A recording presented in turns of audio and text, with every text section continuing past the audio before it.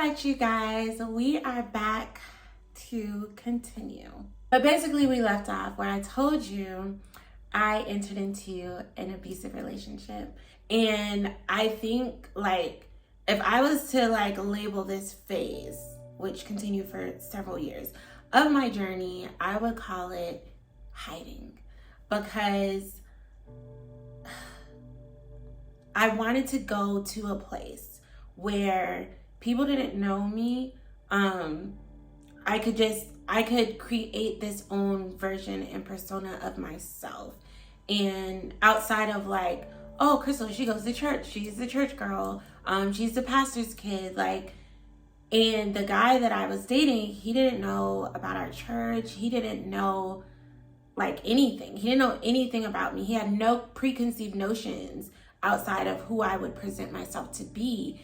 And it was like, I just was like, well, who do I want to be?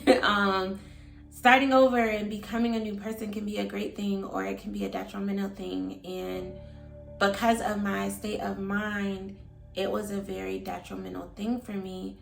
And regardless of like, if you're a preacher's kid or a church girl or whatever, going into hiding is an attack of the enemy on so many people, and it looks different.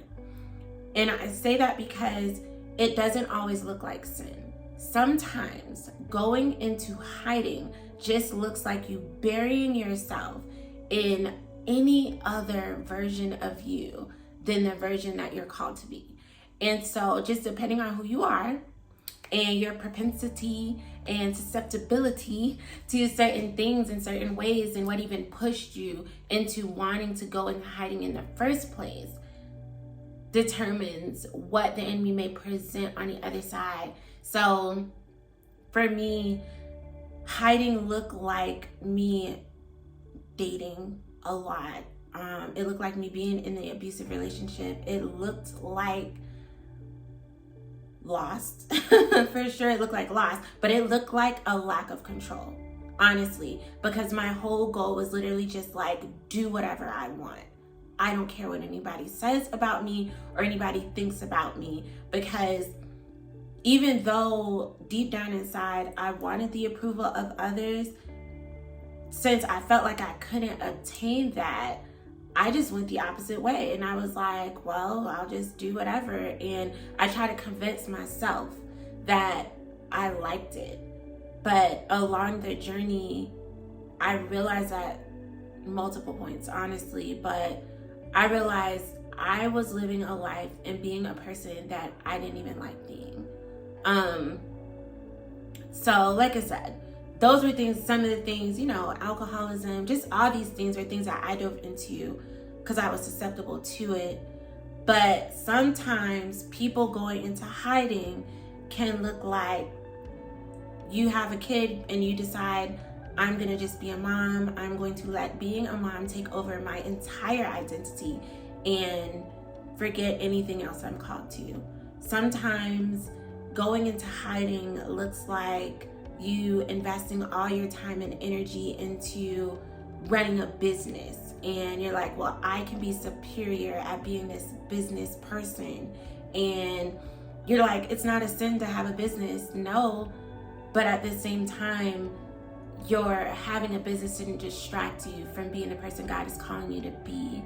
Sometimes going into hiding looks like you just clicking up with a certain group of friends that makes you feel comfortable in who you are, and you never have to grow beyond that. You surround yourself with yes people. Going into hiding can look like so many things. I think about the rich young ruler in the Bible, and he was like this young guy, and he was rich, he was young, he was a ruler, and he had acquired all these things, and he went to God, or he went to Jesus, and he was like, so what can I do to enter heaven? Like, you know, and Jesus like, you got to follow the laws. And he was like, I'm doing that, like, I got you. And he was like, but you need to also give away all your money. And this man was devastated, and he left devastated. And the thing is, for him, he hid himself in his success. And I'm not saying success is bad. What I'm saying is you have to recognize the difference between success and through Christ and through the life God has called you to, and burying yourself in things that you can do through your own self effort, through your own talent, through your own ability, and what God is calling you to do. Like, I really hope this is like coming out the way it needs to come out. But I don't know. I hope you get it. Anyways, continuing my story, I went into hiding. And so I was in this relationship. Like I said, it was abusive. It was bad. But I wanted to be in a space where nobody knew who I was. So we dated for a while, and ultimately I ended up applying to go to school in Georgia. And I went to Georgia State University, and I talked to the guy that I was dating. I was like, yeah, I'm applying to go to school away. And he was like, you should go. And I'm thinking, I wouldn't apply if I didn't plan on going. But this was even me wanting to go, like, I just wanted to be away. I wanted to get away. And so I got accepted. I went to college, and y'all, we were gonna do the long distance thing. I actually did want to try that with him. He was open to it because he was cheating anyway. But eventually, and by eventually I mean like maybe a month or two after I left, he came and he was like to visit, but really he just came to break up with me. And he was like, oh, you know, this isn't gonna work. And I was like really sad. I was really sad about it, honestly. And I didn't know where to put that hurt again, because the truth is I never really learned where to put that hurt the first time that I was hurt. So he broke up with me. He left. He went back to Tampa. He was already fully dating somebody by the time he came to tell me that he was breaking up with me, but whatever. So I had a friend, an associate, and they were also in a relationship, but with a girl. And this was honestly like my first time even being like in that close like proximity, I guess you could say, with somebody who was like, you know, in a relationship with someone of the same sex. And so I went and I was talking to her, and I was like, oh my gosh, like just crying, devastated. This guy, it was supposed to be this great weekend trip, and he came up here and he broke up with me and he left. And you know, I'm just telling her about all the things, and she was like, oh my gosh, like I'm going through it too. Like me and my significant other, we got into this argument, and her significant other also lived away. And she was like, and you know, like she wants to take a break. And so it was just like these heightened emotions, and she was sad and I was sad. And then next thing I knew, she made an advance toward me. And I had never been interested in girls, but I was very interested in feeling loved and accepted. And so I didn't tell her to stop. The next day, she was like, you know, are you good? And I was confused. Honestly, I was confused. But again, like I wanted to feel loved and I wanted to feel accepted. And she was just saying the nicest things, like, you're so beautiful, and if he can't see your value, like you should be with somebody that can see your value. And you know, I care and I'm here for you and I'll always be here for you. You know, we've been friends, and since we've been friends, you know, I understand you and I get you. And like, it just all sounded like it just made so much sense. Like everything she was saying just, it felt nice and it felt good. And I was like, I mean, I guess I could like give this a try. Like I was genuinely so confused. So literally maybe by like day 7, like I called her and she didn't answer, and I like texted and she didn't respond. I'm like, what's going on? Like, feeling this neglect. But we're supposed to be friends. Like, if nothing else, like we're friends. So like, what's going on? But like, she was like full blown ignoring me. And her significant other had came to town and made up with her, and they were getting back together. And like, finally she responded. She was just like, we can't talk. And I was really upset because I felt like, one, I was compromising what I even wanted, who I even was, to try to feel this acceptance, and it still wasn't working. Like, and it hurt. And so I was like, okay, that's that. And so from there, I literally just like kind of committed to myself. I was like, you know what? That's fine. Fool me once, shame on you. Fool me twice, shame on me. I bet you won't ever happen again. And so from there, I was like anti-relationship. Like, I'm not dating anyone. If you want to hang out, we can hang out. If you want to be cool, we can be cool. But I am not going to be in a relationship with you. Like, I was so committed to that. And so I would see guys, date guys, whatever.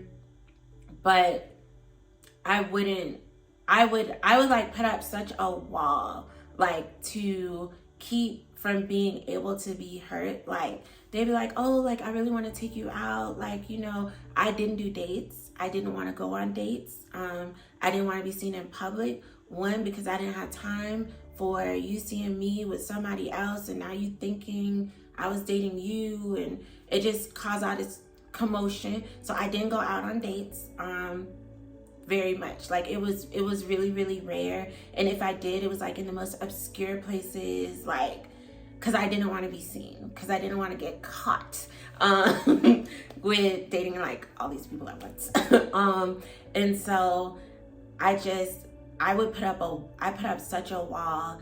And even during that time, I like really poured into like alcoholism. Like, I started drinking so much just to try to like bury like the pain, bury the shame, like bury anything. Like, I didn't want to feel anything at all. And I clubbed a lot. Like I said, I drank a lot. I went out a lot. Like, I just did whatever, literally whatever. And I met another guy. It started off like really casual, but it just like continued to like emerge into like not a full-blown like serious relationship, but definitely not casual. And I wouldn't say he was a cheater, because we were never like committed to being together, but it was the entanglement of like all entanglements. And it was really toxic. I remember just, again, being a person I didn't want to be.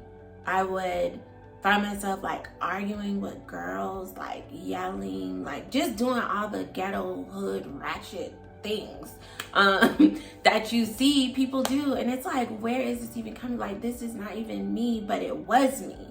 And like, I would be so angry. Like, I got so angry at life, at everything and everyone.